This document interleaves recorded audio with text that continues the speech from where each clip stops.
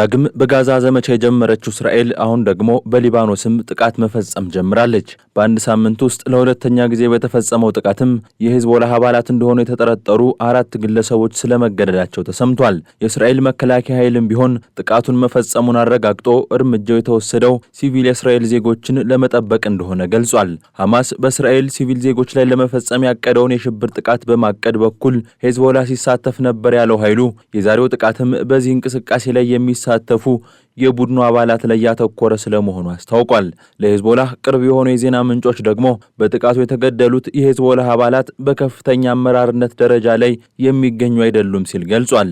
ምንም እንኳን እስራኤል አለፍ ገደም እያለች ለስጋት የዳረገኝ እንቅስቃሴ ታይቶባቸዋል ባለቻቸው የሂዝቦላህ ይዞታዎች ላይ ጥቃት ብትፈጽምም ላለፉት 4 ወራት በሊባኖስ የተኩስ አቁም ተግባራዊ ተደርጓል።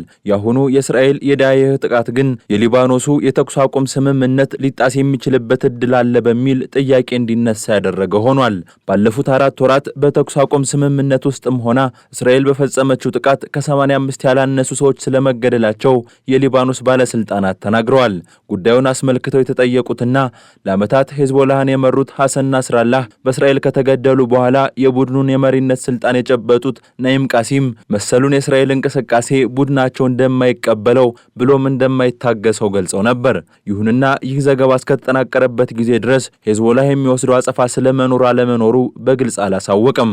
ከተኩስ አቁም ስምምነቱ በኋላ በተካሄደው ምርጫ ድል ቀንቷቸው የሊባኖስ 14ኛው ፕሬዝዳንት የሆኑት ጆሴፍ አውን የእስራኤል ጥቃት ለኛ አደገኛ ማንቂያ ነው ብለዋል። የእስራኤል የማጥቃት አስተሳሰብ መቀጠሉ ከወዳጅ ሀገራት ጋር ሉዓላዊነታችንን በምናስከብርበት መንገድ ዙሪያ በአስቸኳይ ምክክር ማድረግ እንዳለብን የሚጠቁም ነው ብለዋል። የተኩስ አቁም ስምምነቱ ሲፈረም ለተፈጻሚነቱ ዋስትና ይሰጣሉ በሚል አሜሪካና ፈረንሳይ የስምምነቱ አካል ሆነዋል። በእርግጥ ከስምምነቱ መፈረም በኋላ በአሜሪካ የመንግስት ለውጥ ተካሂዷል። የአሁኑ የአሜሪካው ፕሬዝዳንት ዶናልድ ትራምፕም እስራኤል በሊባኖስ ይዞታዎች ላይ ጥቃት እንድትፈጽም አረንጓዴ ማብራታቸው ተሰምቷል። የእስራኤሉ ጠቅላይ ሚኒስትር ቤንያሚን ኔታንያሁም ከአርቡ ጥቃት በኋላ እስራኤል ለስጋት የሚዳርጋት ጉዳይ ካለ በሊባኖስ የትኛውም ክፍል ጥቃት ከመፈጸም ወደ ኋላ እንደማትል ነው የገለጹት። ይህ ጉዳይ ግን ፈረንሳይን የሚያስደስት አልሆነም። እስራኤል ከ4 ወራት በኋላ ለመጀመሪያ ጊዜ ባለፈው አርብ በቤሩት ጥቃት መፈጸሟን ተከትሎ ድርጊቱ ተቀባይነት የለውም ስትል ፈረንሳይ ገልጻለች። የፈረንሳይ ቤተ መንግስትን የስልክ እጀታ አንስተው ወደ እስራኤል የደወሉት ፕሬዝዳንት ኢማኑኤል ማክሮንም ለቤንያሚን ኔታንያሁ የሊባኖሱን የተኩስ አቁም ስምምነት በአግባቡ አክብሩ የሚል መልእክት ማስተላለፋቸው ተሰምቷል። ይሁንና እስራኤል ከአቋሟ ነቅነቅ ያለች አትመስልም። አርብ ዕለት ከሊባኖስ ወደ እስራኤል ተተኩሷል የተባለለትንና ሂዝቦላህ ከደሙ ንጹህ ነኝ ሲል እጁን የታጠበበትን ሮኬት መነሻ ያደረገው የእስራኤል ጥቃትም ከአንድ ወደ 2 ሲሸጋገር ምን ያህል ይቀጥላል የሚለው ግን አለየለትም። የፖሊሲ ጥናት ባለሙያዋ ፊሊስ ቤሊስ እንደሚሉትም እስራኤል በሊባኖስ ጥቃት መፈጸሟን መቀጠል ብትፈልግ እንኳን አሜሪካና ፈረንሳይ እንቅስቃሴዋን እንድታቆም የሚያደርጓት አይመስልም። የሊባኖስ መንግስት ለሂዝቦላህ ቦታ የማትሰጥ ሊባኖስን እንዲሰራም የእስራኤል ዋነኛ ፍላጎት መሆኑን አስመልክቶም ባለሙያዋ ለአልጀዚራ ቃላቸውን ሰጥተዋል።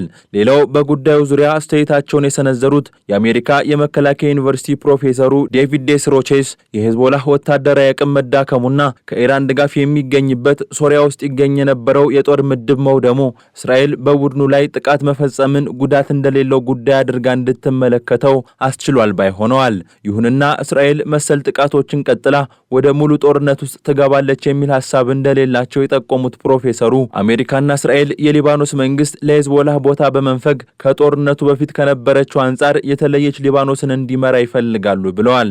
አሁን ላይ ወደ መካከለኛው ምስራቅ የሚያማትሩ አይኖች ከጋዛ በተጨማሪ የሊባኖስን ጉዳይም በጥርጣሬ መመልከታቸው ግን አልቀረም።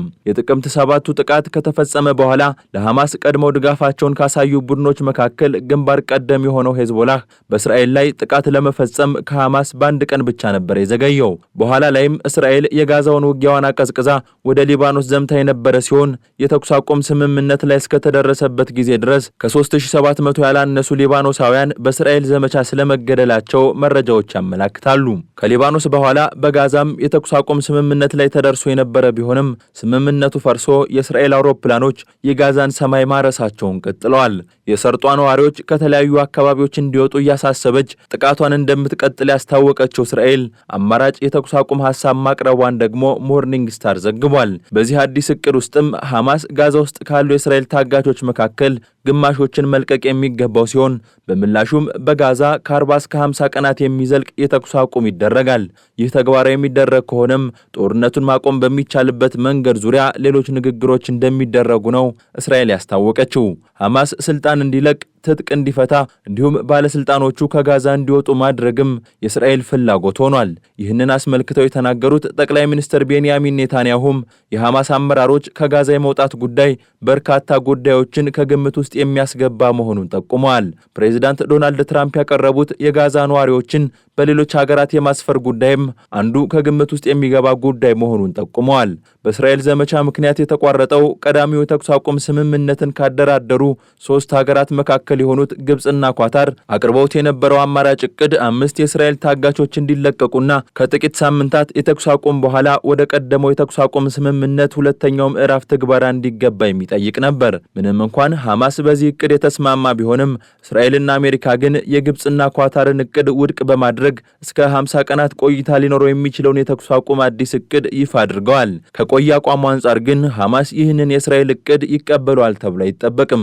ቀሪዎቹን የእስራኤል ታጋቾች የሚለቀው በምላሹ በእስራኤል ያሉ የፍልስጤም እስረኞች የሚለቀቁ፣ በጋዛ ዘላቂ የተኩስ አቁም የሚደረግ፣ የእስራኤል ወታደሮችም ጋዛን ለቀው የሚወጡ ከሆነ ብቻ ነው ሲልም ሐማስ በተደጋጋሚ ገልጿል።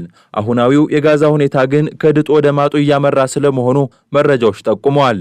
በጋዛ ያለው የነዳጅና የዱቄት እጥረት ከፍተኛ ደረጃ ላይ ደርሷል ሲል የገለጸው የአልጀዚራው ዘጋቢ ሃኒ መሐመድ በጋዛ ተዘዋውሮ በተመለከታቸው ዳቦ ቤቶች እንዲሁም ምግብ ቤቶች ውስጥ የሚላስ የሚቀመስ ማጣቱን ገልጿል። ይህ የጋዛ ሁኔታ ሐሳብ ውስጥ የከተታቸው ወገኖች በእስራኤል ላይ የሚደርሰው ጫና ሊጠናከር እንደሚገባ የሚገልጹ ሲሆን ይህ የሚቻለው ማን ነው የሚለው ግን ጥያቄ የሚያስነሳ ጉዳይ ነው። የጋዛው ዳግም ዘመቻ ሲጀመር ብሎም እስራኤል በሊባኖስ ጥቃት ስትፈጽም አረንጓዴ መብራት እንዳበራ የተነገረለት የአሜሪካ መንግስትም እስራኤል ያሻዋን ታደርግ ዘንድ የፈቀደ ነው።